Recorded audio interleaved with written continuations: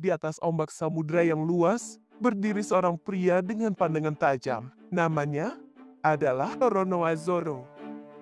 Roronoa Zoro, seorang pendekar pedang yang menari dengan senjatanya di antara mimpi dan kebebasan. Tekadnya kuat, langkahnya penuh ambisi. Darinya, kita belajar arti dari loyalitas. Kali ini, kita membahas Zoro, bukan karena dia tersesat ke channel ini, tapi karena dia pantas diperbincangkan. Zoro dikenal sebagai master pedang bajak laut topi jerami, merupakan salah satu dari 3 petarung terkuat di kru, dan salah satu perwira senior armada besar topi jerami. Asal-usul namanya menarik.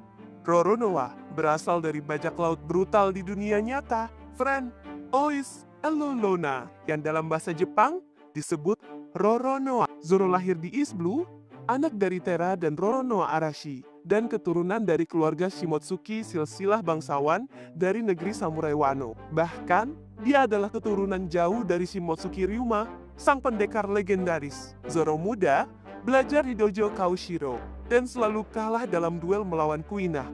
Mereka bertarung 2000 kali.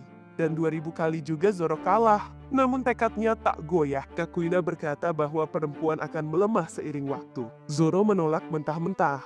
Mereka bersumpah, siapapun yang lebih dulu menjadi pendekar, harus menggapai impian menjadi pendekar pedang terkuat di dunia. Namun esok harinya, Kuina meninggal dengan tragis. Zoro pun bersumpah, aku akan meneruskan mimpimu, Kuina. Sejak saat itu, pedang Kuina, Wado Ichimonji, selalu ia gigit di pertarungan. Sebuah janji, sebuah komitmen, dan awal dari segalanya. Zoro menciptakan gaya bertarung Santoryu 3 pedang. Dia adalah salah satu dari trio monster, bersama Luffy dan Sanji, dengan nilai buronan tinggi sejak awal. Dia termasuk ke dalam supernova, atau generasi terburuk. Namun, tidak seperti yang lain. Zoro tak pernah mengincar ketenaran. Dia hanya ingin menepati janjinya. Salah satu momen paling ikonik ketika Bartholomew Kuma muncul dan hendak mengambil nyawa Luffy. Zoro tanpa ragu berdiri di hadapan bahaya. Dia rela menyerahkan mimpinya. Dia rela mati, asalkan kaptennya bisa terus maju. Ketika Sanji menemukannya bersimbah darah, Zoro hanya berkata, tidak terjadi apa-apa. Dingin, tenang, heroik, tidak butuh pengakuan, tidak butuh pujian. Zoro hanya melakukan apa yang harus ia lakukan. Zoro memiliki harga diri yang tinggi. Namun ketika berpisah dari kru, dia rela berlutut di hadapan Mihawk, pria yang pernah mempermalukannya. Permintaan, latih aku. Alasannya, aku harus menjadi lebih kuat. Untuk Luffy, bahkan Mihawk pun mengakui, Zoro telah menemukan sesuatu yang lebih besar dari ambisinya sendiri. Ingat, saat Usopp bertengkar dengan Luffy dan keluar dari kru, ketika semua ingin menerima Usopp kembali begitu saja, Zoro berdiri tegak. Jika kapten kehilangan wibawanya, maka aku tidak akan mengikutinya lagi. Ia bukan hanya pedang, tapi penegak prinsip. Zoro memang terlihat kasar dan dingin, tapi hatinya hangat. Ketika ia diselamatkan oleh Rika, ia menerima onigiri yang sudah kotor dengan lapang dada.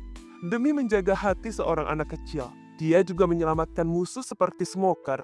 Hanya karena Luffy memintanya, Zoro menolak luka di punggung. Luka di punggung adalah aib bagi pendekar. Bahkan Mihawk pun terkesan, dan julukan Mr. Bushido dari Vivi adalah bentuk penghormatan akan prinsipnya. Zoro tidak hanya kuat, dia berprinsip. Zoro tak peduli apa kata dunia. Dia hanya peduli pada janji dan tindakannya sendiri. Bahkan ketika gaya bertarungnya ditertawakan, dia tetap melangkah. Dia tahu satu hal, hanya aku yang bisa mengendalikan diriku sendiri. Itulah filosofi stoik sejati. Zoro bukan keturunan revolusioner seperti Luffy, bukan pangeran seperti Sanji, bukan anak legendaris seperti Usopp.